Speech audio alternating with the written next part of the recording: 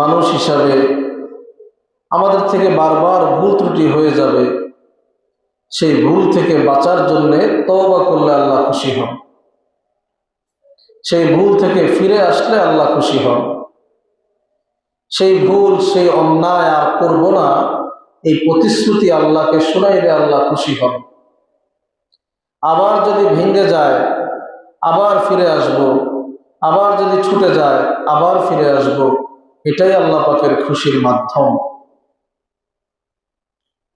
যদি এমন হয় যে আমরা আমাদের উপরে অর্পিত দায়িত্ব পালন করছি না, আমরা আল্লাহকে খুশি করতে করতেছি না, এর বিপরীতে আমাদের জন্য আল্লাহ পাকের পক্ষ থেকে যত নেয়ামত ছিল সব যদি আমাদের থেকে ছুটে যায়, একটা একটা যদি ছুটে যায়, কি উপায় হবে? রাস্তার কুকুরগুলো আমাদেরকে দেখলে এক পাশে চেপে যায়। ওই কুকুরের অন্তরে আল্লাহ এই কথা ঢেলেছেন যে কুকুর, আমার আশরাফুল মাখলুকাত মানুষ, যারা আমার ইবাদত জন্য যাদেরকে সৃষ্টি করেছি, তুমি কখনোই তাদের ক্ষতি করবে না, তারা তোমার শ্রদ্ধেয়, তাদেরকে সম্মান দিবা।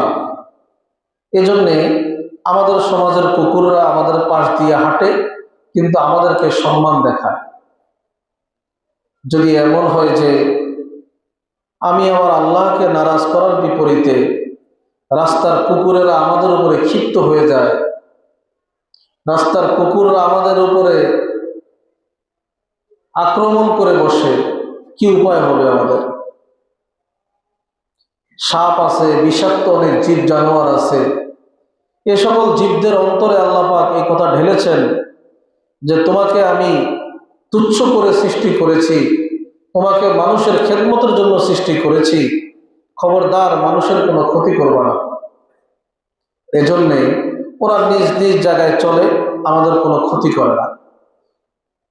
যদি আল্লাহ পাক তাদের অন্তর থেকে এই কথা তুলে নেন, আর যদি তারা খুঁজে খুঁজে বনের হিংস্র বাঘ ভাল্লুকদের মতো, সিংহের মতো যদি আমাদেরকে তারা তালাশ করে আমাদের ক্ষতি সাধন করে, এই ক্ষতি থেকে বাঁচার কি উপায় আছে আমাদের কাছে?